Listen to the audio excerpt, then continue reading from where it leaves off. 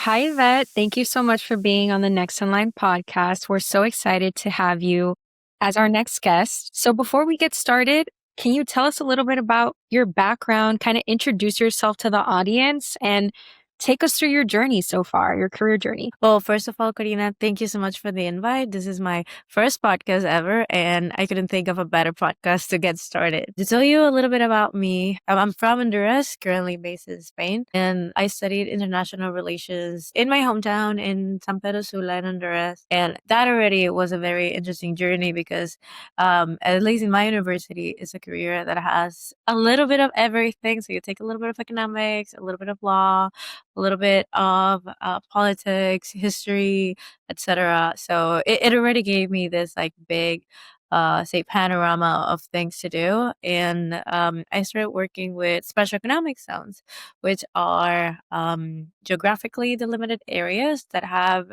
specific economic rules, usually done to optimize the entire supply chain process and a lot of other specific things that I won't get into. So I started working with special economic zones through and throughout. And on the side, I always liked design. My mother was a graphic designer, so she always like had like this little eye for design that I liked. And I started doing it like as a pastime, as a hobby. Like if a friend was starting something, I was like, "Can I make your logo? Can I help you with the colors? Can I do your brand?" Right? Like friends projects like we were having in university. And that hobby, so to speak, took me where I am today. I started working at the current company that I am right now as a part-time graphic designer. And then I moved forward to a creative director. So then I was working with a group of very talented designers, then to marketing officer, and right now as a CEO of this company that I was talking about, that is a boutique research firm that focuses on special economic zones. So it all came back together to that same origin, and one way or another, everything ended up being connected. That's amazing. What a full circle moment. Like you started off, you kind of found a passion that you were, excited about, and now you're here today. But I wanted to double down on that. Like you mentioned how you started at this company as a part-time graphic designer and now you are the CEO. How has that journey been for you? And that is quite a climb, honestly. Like kudos to you. Like that's amazing. Can you tell us a little bit about that and kind of how you feel now that you are in that CEO seat? Yeah, I think it was a very atypical but exciting journey. So, like I said, it's a boutique firm, so it's much smaller but very impactful global work.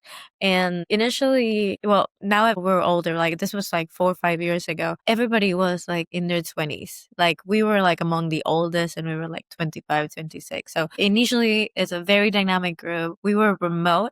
100% remote. I like to say that we were remote before it was trendy, before COVID, before everything. And the company culture was completely different from other companies that I've had heard about, even like the big exciting ones, because it was more about just believing in your team. Like, Yes. hey, can you do this? Then, well, I'll believe you. I believe that you can do this. You're like a competent person. You tell me when you can deliver this and deliver your best work. This culture that's focused on like accountability and excellence gave its way to start building this very capable team, and we all just like started together. Actually, a lot of the core team, so to speak, we started together like 5 years ago in very junior positions, but because the co-founders were incredibly trusting of our work, it gives us a space for us to prove ourselves, to test that we can do it, to learn on the job, Yeah. so that we were able to just keep going into positions. And then say halfway through 2 years ago, the current former CEO, she stepped down, but she has a plan. She's like the most organized person I know. So she has a plan, and she tells me, well, my plan is to step down. I want to focus on my family, and I would like for you to step in. And I'm not just gonna throw you there in the sharks. It's gonna be a process. What do you think about this? That's the first thing she said. She said, like, I understand if you want to go to another company and be like, and maybe maybe not so much as a startup, but like maybe a bigger company that's more established, that you have this linear career, that you know where you're going for, because Yeah. this is a lot to us, right? It's always a lot of uncertainty, but there's also a lot of a challenge and exciting opportunity. So I said yes. I said that I don't think this is an opportunity that will come very often, if ever again, and that I would love to start learning what the job entails, what the job looked like for her, Yeah. that I wasn't doing on my day-to-day basis. So that's what we did for a year. Basically, she started like training me, delegating a lot of tasks, and it was good because it was only almost like us two. So I had like this like little bubble or space to like learn on the job before being completely public to the team and to our clients, right? Because Yeah. then the stakes are high. By the time we made it public and by the time we shared that with the client, I had already been doing the job for a year and a half. So it was a very smooth transition. And fortunately, like I said, the company culture helped a lot because it was people that I have worked with for a long time. I think they saw it coming. Like it wasn't very surprising to them. And then we just kept working like business as usual. That's amazing. I feel like the environment has a lot to do, like you expressed, with how that transition was, you feeling comfortable to learn on the job. And I feel like a lot of people, like in startups and, or boutique firms, a lot of people that don't know about them, like they kind of see it from the outside in, like, oh my gosh, it seems like a lot of work, like you have to wear a lot of hats. But honestly, that is the truth. But I think that basically what you said, like you were able to learn side by side on the job so that it was a seamless transition. That's amazing. And I feel like that's something that a lot of people don't know about when we talk about startups and like boutique firms. I don't know if I that's something think that you've also heard too, but I am. So I think there's two different pathways, right? Going say like corporate versus going startups. Corporate has a lot of structure. They both have their pros and cons.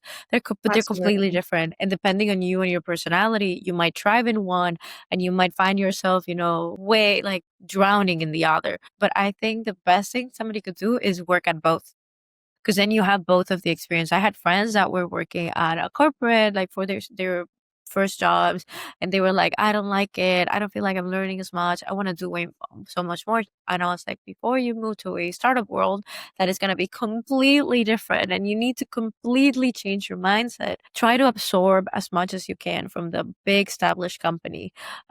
Big companies, they have their process, they have their systems, they have all this documentation that a startup is not going to have. You're just going to build it out from scratch. So try to learn as much as you can about the things that you like, things that you're taking for granted because you think everybody knows how to Everyone do knows that. that. So that when you move to a startup, you'll be able to not only bring your personal experience, right, your skills, but also what you learn process wise from the other companies. So that already is a big shift, but something that you can benefit from.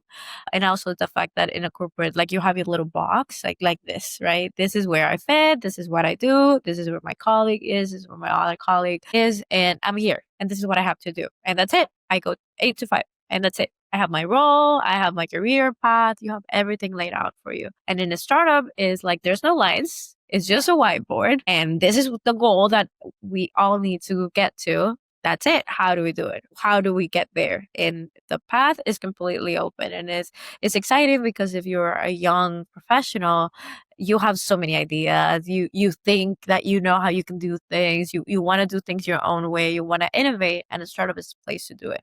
But that also comes with a lot of responsibility, because that means you're in charge of the process. You're in charge of the path. If it turns out that the path you set is leading in the wrong direction, well, surprise, there's nobody to blame. It's you. Take accountability, pivot, Yeah. and then let's get back in track.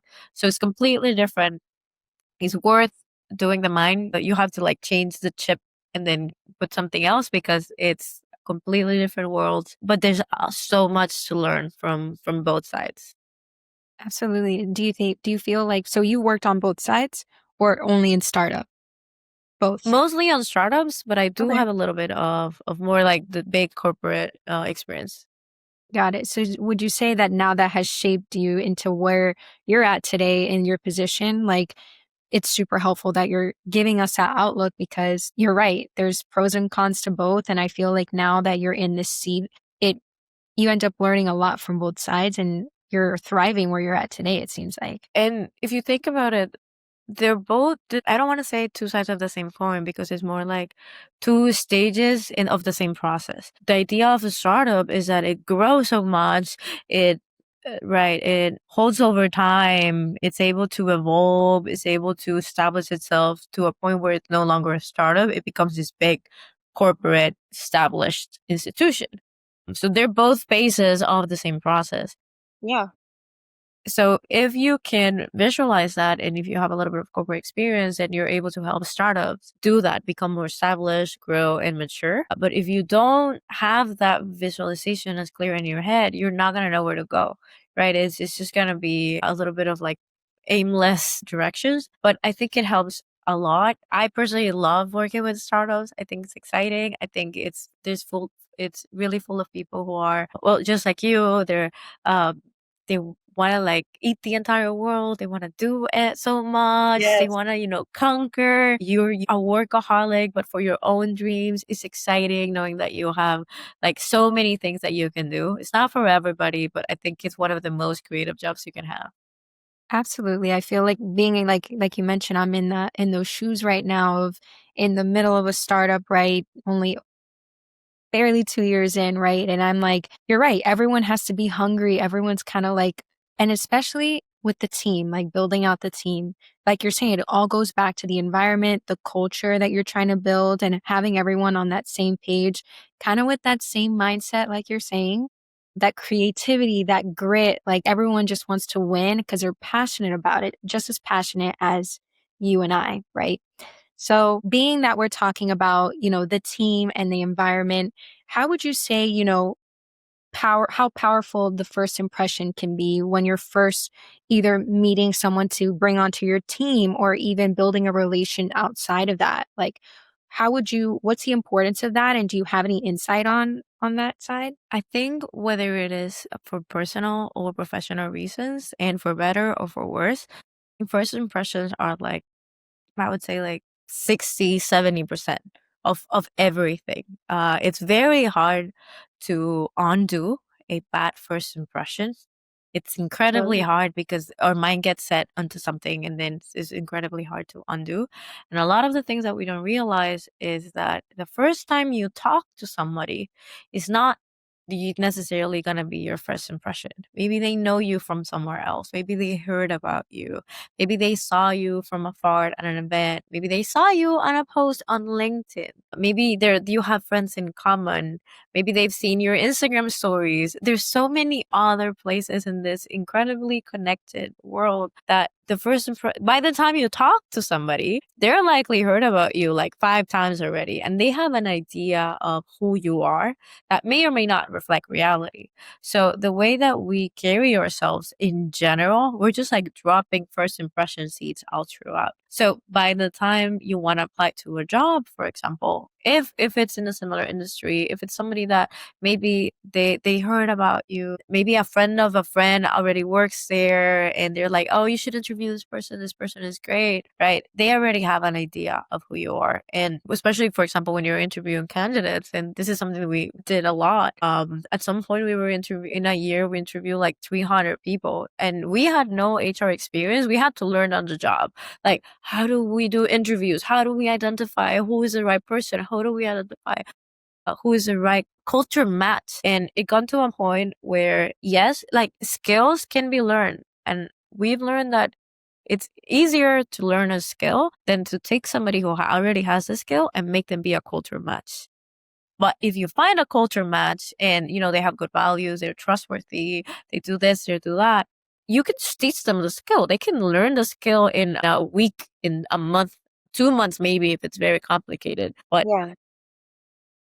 nothing goes as important as your values. And in that note, the most important thing that comes when first impression is actually what other people say about you. Because like I said, by the time you talk to somebody, they already have an idea of you. And Exactly. if you've done sales, or if anybody listening has done sales before, you're familiar with a warm intro versus a cold intro, right? A cold intro is where you just message somebody out of the blue, like, hey, you don't know me, but I want to sell you this thing, or hey, you don't know me, but I would like to apply for this job. I'm very competent, believe me, right? Why should I believe you? Who are you? You have all the incentives to lie to me. But Yeah. if somebody else comes and somebody tells, hey, I saw that you have a job opening. I'm calling because I have a friend that is looking for a job and I really think this person is great. I work with them personally at another Yeah. project and I couldn't recommend them enough. And if this is somebody that you trust, then you're going to believe their word because at this point, their reputation is on the line. So intros are like the best way to get into somebody's doorstep. And the best way to get warm intro is to be consistent throughout because people are, I tell this all the time to my friends, to the people that I mentor, to anybody who would listen really, there's always somebody looking. There's always people are paying There attention. is. People are seeing what you do, how you behave. Imagine you're at a dinner party and you get there. You're just a friend of a friend who are in town and they don't have a table for your group. Turns out they didn't make the reservation. And suddenly you remember, I think I can help. There's this restaurant that's very close by. I'm going to call them real quick. I'm going to help solve the situation. That speaks a lot about you, how you handle things under stress. Are you able to communicate things clearly? And this is a personal situation. So by the time you want to hire somebody and maybe somebody you know works at that company, they can recommend you. They can say, yes, I know this person. I've met them personally and they were very responsible, very trustworthy, very organized. I've never worked with them personally, but overall, I've only heard great things about them. And it's very easy to fall into the trap that who am I online or who I am in my personal life Yeah. shouldn't affect my professional life. And whether there's some truth to it, whether we like it or not, you don't stop being yourself when you clock out from your work. When it's 5 p.m., suddenly you don't stop being Karina. I don't stop being Ivette. I'm still this person. And the things that I do outside of work can very much reflect who I am, right? Inside of work. Am I trustworthy? Am I lying to my friends? Am I cheating on my partner? Am I not paying my friends back on the money that they lent me this other day? Am I showing up late to birthdays? All these things. You know, like the quote that says, the way you do one thing is the way you do everything. So there's a lot of balance there. I think you are your own PR firm. I think you are responsible for yourself. You're your own agent. And that's the best thing you can do. Like be a good advocate for yourself. And that means making sure you're consistent throughout. Absolutely. And I love what you said about that. Like who you are outside of work doesn't stop when you clock out. So when you're talking about this, how do you personally balance being authentic, but also being mindful of that digital footprint that you just kind of mentioned? Because now with everything being online, people are always watching, people are always seeing things. Like, how do you manage that personally, being that you are now in the CEO seat representing the company that you're at today? A lot of it depends on the industry that you're going to. Some industries are still very much conservative because the people that are still running them, they come from conservative countries, conservative cultures. They're more reserved. Some other industries, like for example the film industry, or usually things that are more involved with the arts, they tend to be a little bit more progressive, more open, more creative, more expressive. So they let you express yourself better. The career that you choose has certain unspoken rules, certain unspoken behaviors that you can either learn the rules or learn the rules so that you're able to break them. But just going in there and breaking the rules straight off the path is just going to cause a lot of shock.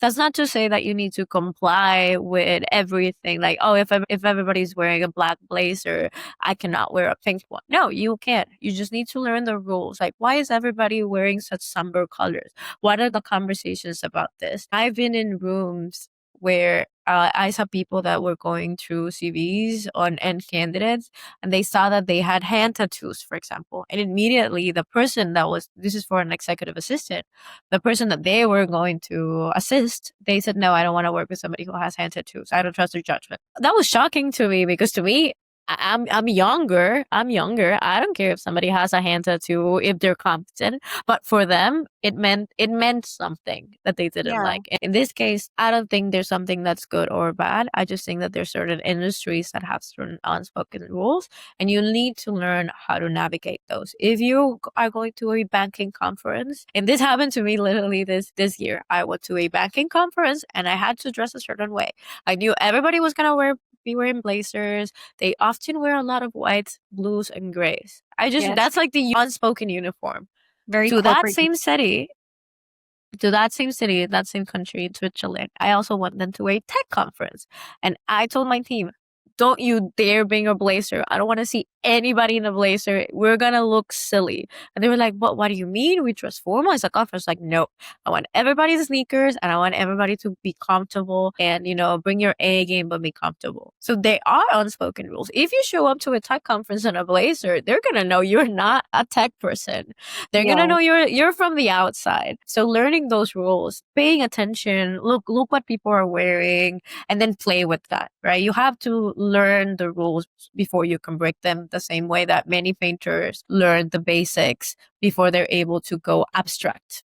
Absolutely. That's actually a really good analogy right there. I love it because I think that if you learn these unspoken rules, you're able to just follow them silently, but still be your authentic self. Like you're saying, like your team, like bring your A game, still be yourself, show up as yourself, but, follow the rules that are there and present for sure. And then now I want to switch gears a little bit because I know in our prep session we talked a lot about you made a good point about this, and we talked a lot about treating your employers like your client, especially speaking to, let's say, this next gen or people that are kind of in a transitional phase, right? Can you tell us a little bit about that and unpack that a little bit? Yeah. I'll share a short analogy. In one of my earlier jobs, I was working with somebody who was very much a peer in terms of age, and we had a lot of like similar friends. But this person was my manager, and a lot of the time we would get into a disagreement, and I would be thinking like, "Oh, why is this person thinking this way?" And I would refute almost every single word they said. But that wasn't working, and I knew it was wrong. That was honestly very immature of me because there was a project that needed to be done, but I kept taking things personal because as I thought it was a reflection of my work and who I was as a person, but it was not. It was simply a reflection of my skills at the time. So I stumbled upon this tweet, this post on X, this tweet that said that they think of their employer as their client. And that helps shift the entire dynamic. That means that they need to make sure you're a provider. Immediately, just having that mind shift gives you control. You're a provider, you're providing a service, right? Neither side is doing charity work. This is an agreement. I decided to go into agreement. They decided to hire me. They decided to go into this agreement. So I'm providing services every month that they're paying me for. And they have their responsibilities on their side. Am I a good service provider? Am I providing the best services that this person can receive, that this client can receive? Are they good clients? Maybe it's the opposite. Maybe I don't like them as a client. That means I need to find new clients. It might take some time, which basically means just finding a new job, which is why when you go to interviews, for example, you're also interviewing your future employer who will Yeah. also be your future client in this analogy. So you need to see if you would like to work with them, if you like this culture, if there is a match. It's an interview both ways, but people don't realize that. That's why you should also ask the Very cool. company, what is their day to day? What is the culture? How to address it if an employee is having a lot of problems delivering high quality work? But back to the topic, this helps shifts that dynamic and it puts you immediately on control because you're no longer somebody who is just like at the whims of somebody else. No, you're providing a services. You're providing services. Do you like the services that you're providing? Can you make them better? And I'm going to introduce an idea here that another taking an idea, which is the walking the extra mile. So you hear very often in companies, don't walk the extra mile for a company or do walk the extra mile for a company. And I say you should walk the extra mile, but you should make sure that it's going on a direction that favors you. Where do you want to go? And everything you do for a client or as an employer, as a service provider, as a young professional, as whatever, anything that you do should bring you closer to your own personal professional goals. Where do you want to be? Absolutely. So imagine you want to be a marketing manager. You like it. You hear this podcast. You're like, I like what they're doing. I want to do it too. Okay. And you at your current job, they're having a social media campaign and they're asking people for ideas. I've seen this happen all the time. So you could say, oh, this is optional. I don't want to walk the extra mile for this company. But it's an extra mile that could get you closer to your own personal goal. So it benefits the company and it benefits you. Therefore, that's a good extra mile because it gets you closer to where you want to be. But if you have an extra mile that's pushing you further from what you want to do, where you want to be, then it's worth reconsidering where you are, where you're standing, where you want to go, and if it's worth doing. But just shifting the mindset of you providing certain services immediately makes you self-assess and think if you like the quality of your work. Won't you actually pay somebody not for you and what you're doing, but to deliver the things that you're doing? And the answer should always be 100% yes. I think my work is great. I think it's excellent. I'm very proud of it. That's how you should always feel about your work. And if you're not there yet, it's okay. But think about what could make your work be excellent. How can your work be twice as good tomorrow as it is today? Absolutely. And I feel like I love that, honestly, because I feel like once you have that mindset and you start thinking that way, you're going to start producing that way. And it all kind of like trickles down in that same path that it's supposed to fall into. And being that, we're kind of giving this advice to that maybe that younger professional or that next generation that's up and coming, right? What's maybe one piece of advice that you'd give about accountability and discipline? Because I feel that also ties in a lot with that. You shifting that mindset, you have to, hold yourself accountable and kind of be disciplined to get to where you want to get. So, how would you say, what's some advice that you would give someone, maybe when no one's really watching, but you still have to kind of shift that mindset, stay accountable, and discipline in your work? I would say a couple of things. For starters, you're the adult in your life now. And that's a gigantic bucket of water that just falls into your face. And it still does every time I say it, every time I hear it. There's nobody else to blame. You are the adult in your life right now, which means nobody else to blame. And you should be accountable for all of your actions. If you don't like your job, if you don't like the quality of your work that you're doing, if you don't feel like you're learning enough, that's, for example, a really big one. I don't like, they're not teaching me. I hear this a lot. Nobody's willing to teach me. It's like, okay, there's the internet. You can learn. You can learn on your own. You can just go there. If you want to be a marketing manager, go and do the Google certifications. Find some extra time to read a book about this topic that you really want to excel at. Unfortunately, it's hard to hear, but there's no more excuses. There's no room for excuses. And when you change the mindset from, oh, it's because people are not helping me, it's because there's no opportunities, it's because, to, okay, well, what can I do? What is on my plate? It's incredibly empowering because you can change your life right now.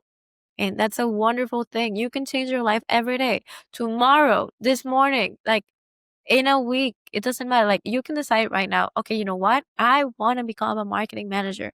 I want to become a social media manager. I'm going to start working towards that today. And you do that. You do the online certification. You volunteer, which is one of, I think, the biggest hacks out there. If you're a young professional and you don't know where to start, you have the time. If you're still living with your parents, which is a great thing to take situational advantage of, you can volunteer. How do you volunteer? Well, you can find small organizations. I'm going to focus on the marketing example. And maybe they don't have a social media account. Offer to run it. They're going to Yeah. say yes. Maybe they don't even have one. They're going to be happy that somebody is there helping them. And you can use that to learn, to put those things in practice, because it's very easy to learn, but it's very hard to put it in practice. But if you volunteer, then you're able to just go there and start practicing, start trying. Maybe you get a viral reel that's going to teach you so much about it, and you start building your own portfolio. Like I said earlier, you are your own PR firm, your own agent. So build a good portfolio of things that you're doing. That's one thing. Another thing, it's also getting to know yourself, getting to know you. What do you like? What do you don't like? And that can be uncomfortable because it means that we need to sit down and think. And sometimes it's easier to just ignore it and just go with the flow, see where the river takes you. But if you don't know where you're going, nothing will ever take you there. So getting comfortable with asking yourself questions. Do I like this? Do I really want to do this? Would I be happier if I did something else? Hard things take time, but you can ask yourself, is this taking me closer to where I want to be? I'm a big advocate for introspection. I think it's the single biggest, like, if you only take one thing from this podcast, just do a lot of introspection. Think about the things that you like, the things that you don't. Think about where you want to be, and make sure that everything you're doing every day brings you even just 0.5% closer to that. Yeah. But that helps a lot too. Just be paying attention to how you feel. when you do things? How do you feel when you have to do this job, or when somebody is sharing about their passions? What things make you feel that same way? I love that. And I feel like, it's like you're saying, maybe it's 0.5% getting you to the next step, but at least it's something that you're continuously working towards and, trying to move towards to reach that goal at the end of the day. And I feel like having, going the extra mile like that and, really managing, the examples that you gave, like the social media profiles, especially from a marketing perspective. I have friends now too that, like, let's say we know this job market is tough out here in the US when it comes to finding work to do, especially in the marketing industry. So that's one piece of advice that I know people are going to love. I give it too. That's one thing I always say. You don't have anything to show, create a portfolio, right? Start doing those fun reels or start editing videos or start curating before and after feeds to kind of put yourself out there because, like you said, it only takes a little bit to keep chipping at it daily. And I love that. I love that advice for sure.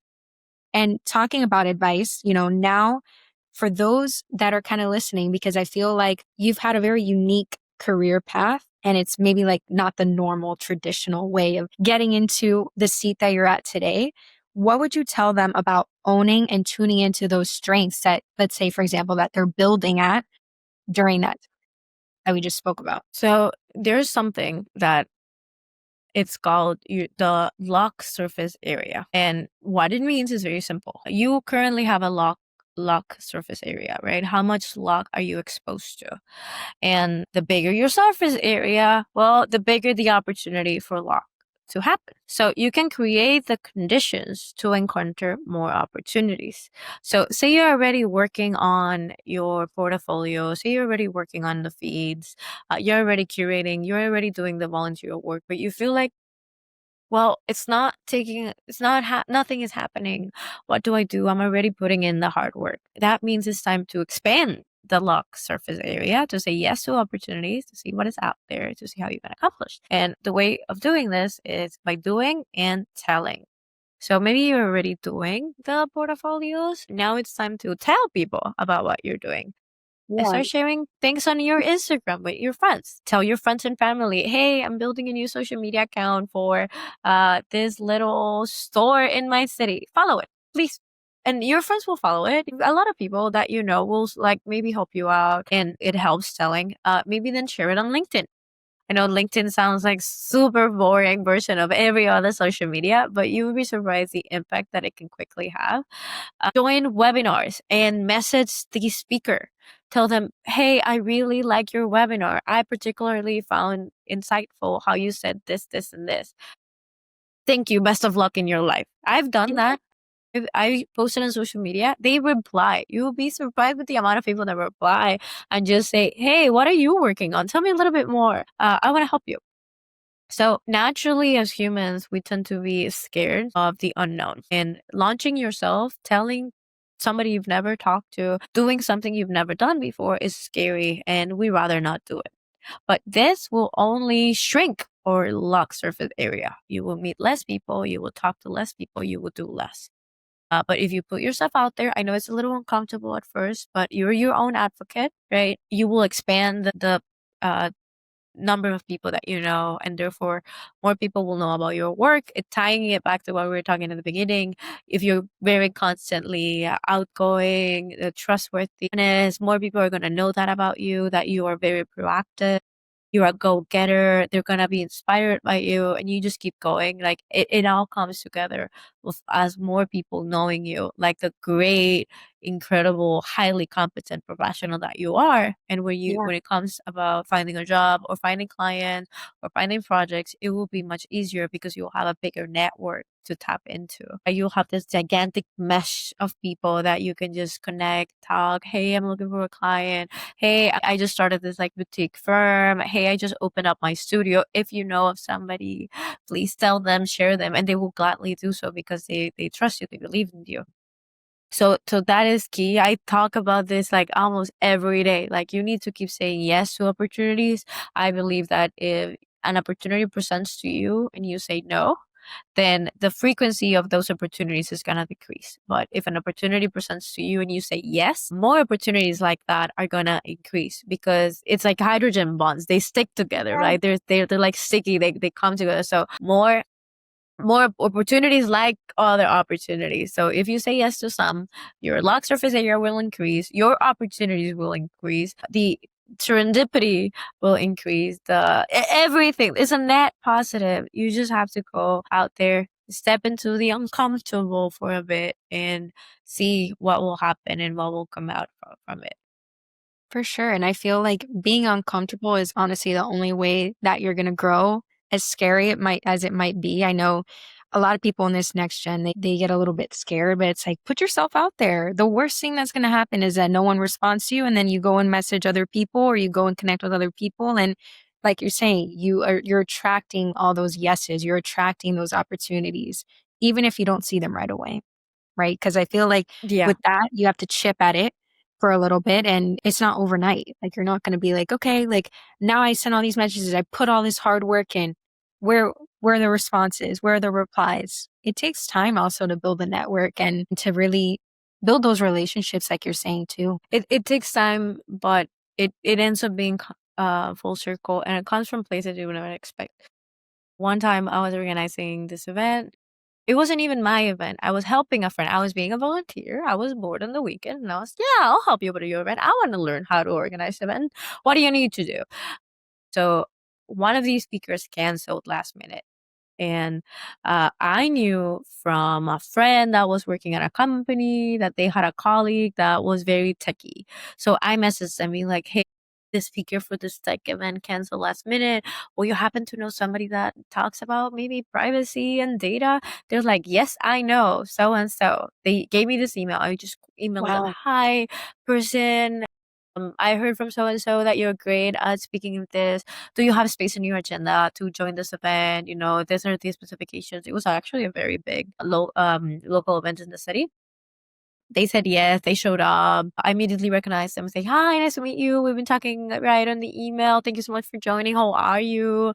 We talked a little bit. They gave the talk. It was great, and we stay a little bit in touch ever since. You know, LinkedIn posts, Yeah. social media here and there. I didn't think too much about it. Then fast forward many years later, I'm applying to a job.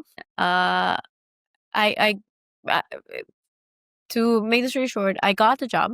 And once I got the job, they tell me that this person that was, you know, the impromptu speaker is VP of sales of this company, that he saw my CV. He saw my CV on the pipeline. He immediately recognized me and he bumped it. And he called who then became my manager. He's like, hey, you're hiring for your team. You should talk to her. I know her. She is great. You should interview her first. Like, this is my personal recommendation.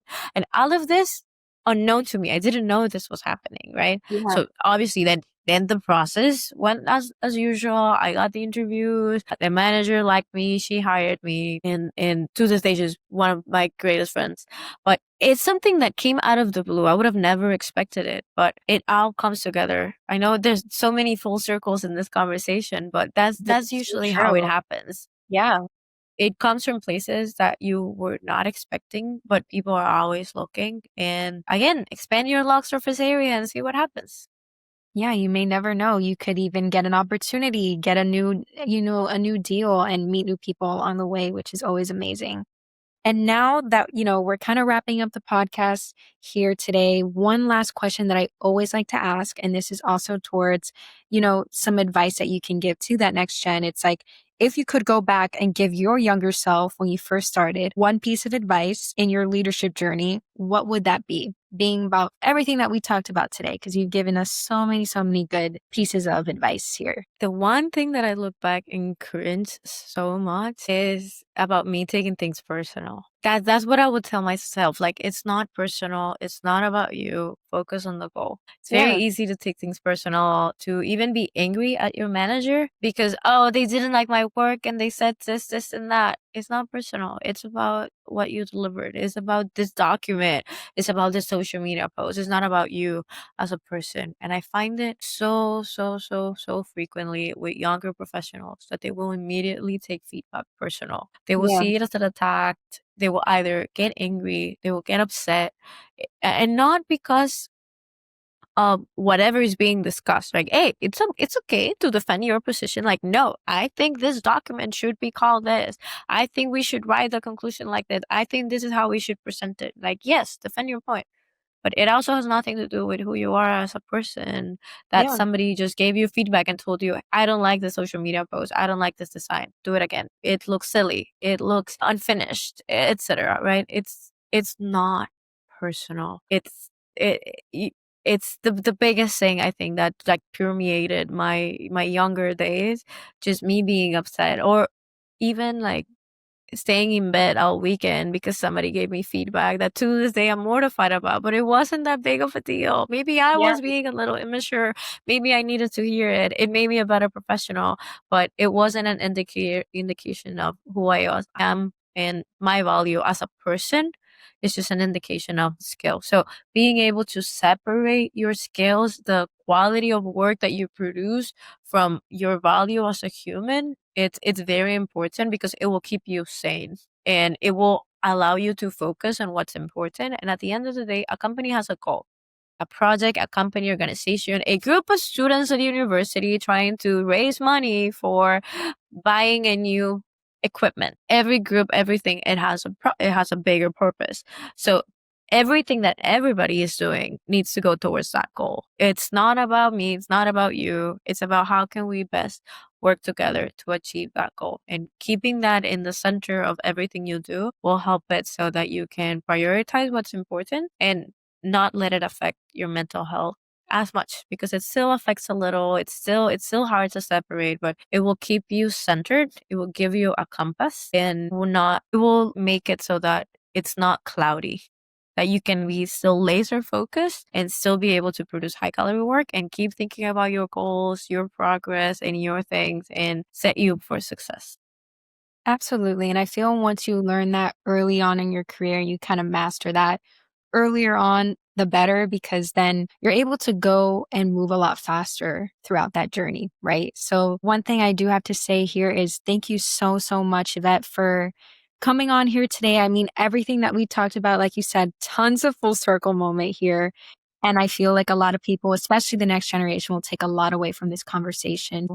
Thank you so much for being on here. Thank you. Thank you so much for inviting me. Even me being here, I feel it's a little bit of full circle on how I met one of the social craft members that eventually, many Yes. years later, ended up being in this podcast invitation. At the end of every conference or every presentation or now every podcast, I always tell people that you can find me on LinkedIn, Ivette Cano, and I'm always open. I'm somebody that's not going to say no. That I'm not, I promise, like if you message me, it's going to be a positive experience. If you have questions, if you would like to just have a one-on-one talk, tell me what you're going through, here's some maybe personal advice, I'm always open to it because it's something that a lot of people in my network did for me and it was very helpful. That's amazing. And I feel like that's a perfect way to pay it forward, like we like to do here on the podcast.